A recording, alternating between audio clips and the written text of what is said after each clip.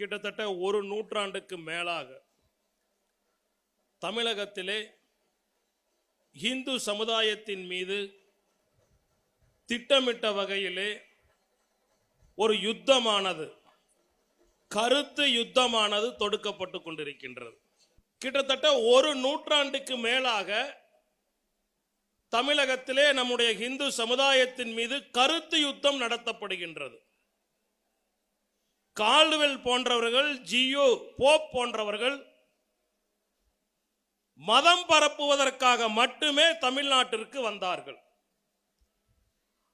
தாங்கள் மதம் பரப்புவதற்கு தமிழர்களுடைய பண்பாடு, தமிழர்களுடைய வாழ்க்கை முறை, இந்து மதத்தினுடைய மேன்மைகள் இவற்றையெல்லாம் உடைத்தெறிய வேண்டும் என திட்டமிட்டார்கள். அதற்கு தகுந்தாற்போல் பல்வேறு நூல்களை எழுதினார்கள்.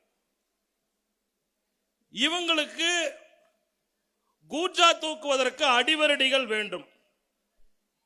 இந்த அந்நிய மதம் பரப்புவதற்காக வந்த கிறிஸ்துவ மதவெறியர்கள் திராவிட இயக்கம், திராவிட சித்தாந்தம் ஒன்றை இவர்களுக்கு பிச்சையாக போட்டார்கள்.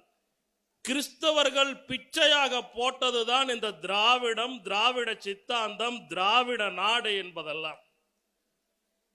ஏன்னா திராவிடம் என்பதே கிடையாது உலகத்தில். யார் திராவிடர்? இல்லாத ஒன்றை இருப்பதாக காட்டி, திராவிட இனமே இல்லை, ஆரிய இனமே இல்லை. ஆரியம் என்பது குணம், திராவிடம் என்பது நிலப்பரப்பு. இல்லாத இரண்டு இனங்களை உருவாக்கி இரண்டு பேரையும் எதிரிகளாக காட்டி கிட்டத்தட்ட 60 வருஷத்துக்கு மேல நம்ம தமிழ்நாட்டிலே ஆட்சி செய்து கொண்டிருக்கின்றார்கள். இவர்கள் என்னெல்லாம் பண்ணாங்க? திட்டமிட்டு கூர்தீட்டி இந்து மதத்தின் மீது தாக்குதல் நடத்தினார்கள். இந்து மதத்தில் தீண்டாமை இருக்கின்றது. இந்து முன்னணி சவால் விட்டு சொல்லுது, யாரெல்லாம் இந்து மதத்தில் தீண்டாமை இருக்கிறது என்று சொல்கிறீர்களோ நேருக்கு நேர் மேடை போடுங்கள், விவாதம் செய்ய தயாராக இருக்கின்றோம். உங்களால் இந்து மதத்திலே தீண்டாமை இருக்கிறது என்பதை நிரூபிக்க முடியுமேனால் அன்றைய தினமே நாங்கள் பேசுவதை விட்டுவிட்டு போய்விடுகிறோம். மக்கள் கிட்ட தீண்டாமை இருக்கலாமையா? ஆனாலும் கூட நம்ம இந்து முன்னணி, RSS போன்ற இயக்கங்கள் தீண்டாமையை களைவதற்கு பல்வேறு முயற்சிகளை ஏற்படுத்தி சமுதாயத்திலே மாற்றத்தை ஏற்படுத்தி இருக்கின்றது. இன்னைக்கு விநாயகர் சதுர்த்தி விழா மூலம் கூட தமிழ்நாட்டிலே இருந்த தீண்டாமை கட்டுக்குள் வந்திருக்கின்றது.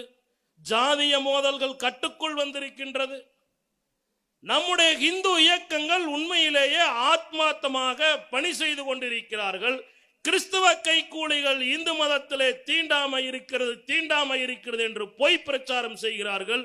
இவர்கள் சொல்வது அனைத்தும் பொய் என்பதை பட்டியல் போட்டு சொல்ல முடியும், நேரம் இல்லை.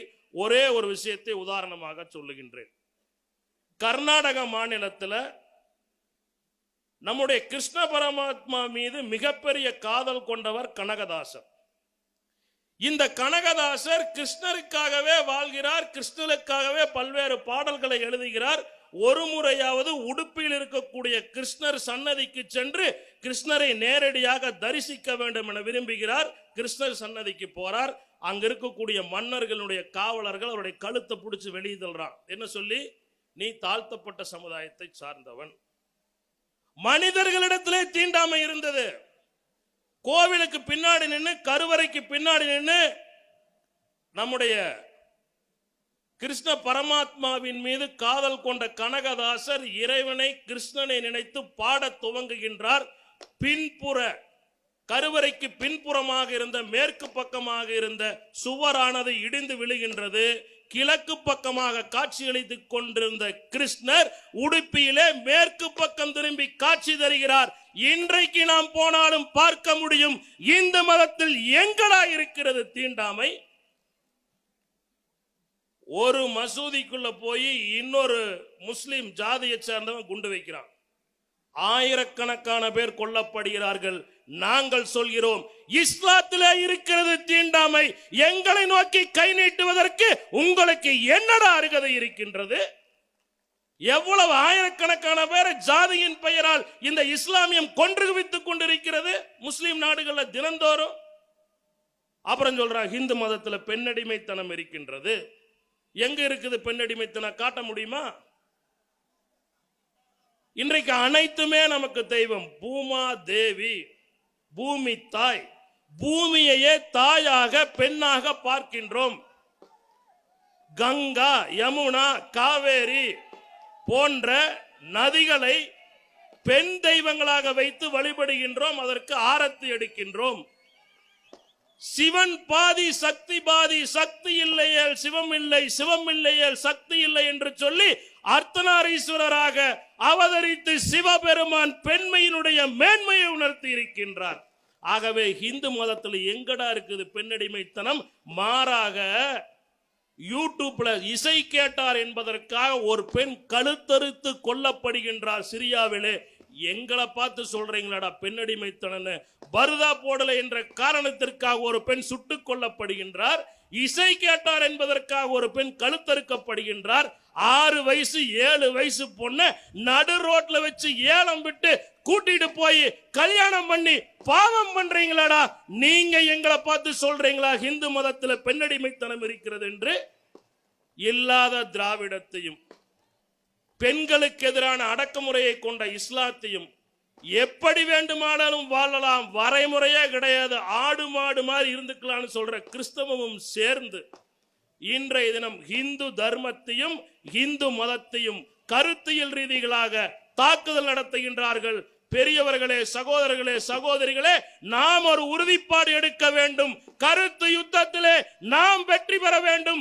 நம் இந்து மதத்தை, நம் தாய்நாட்டை எவன் இழிவுபடுத்துகின்றானோ அவனுக்கு எதிராக நாமும் கருத்து யுத்தம் நடத்த வேண்டும். அது சமூக வலைதளமா இருக்கலாம், சொந்தக்காரங்கிட்ட பேசுறதாக இருக்கலாம், நம்முடைய கருத்துக்களை தெரிவிக்கின்ற விதமாக இருக்கின்றாம். நம்முடைய இந்து தர்மத்தை எந்த இடத்திலும் விடக்கூடாது. இந்த கருத்து போரிலே எப்படி சத்ரபதி சிவாஜி இஸ்லாமிய சாம்ராஜ்யத்தை முடிவுரை எழுதி இந்த நாட்டின் மீது போர் தொடுத்த இஸ்லாமியர்களை ஓட ஓட விரட்டி அடித்தார்களோ அதை போல இந்த கருத்து களவாணிகளை விரட்டி அடிப்போம். இந்து தர்மத்தை காப்போம். நன்றி, வணக்கம்.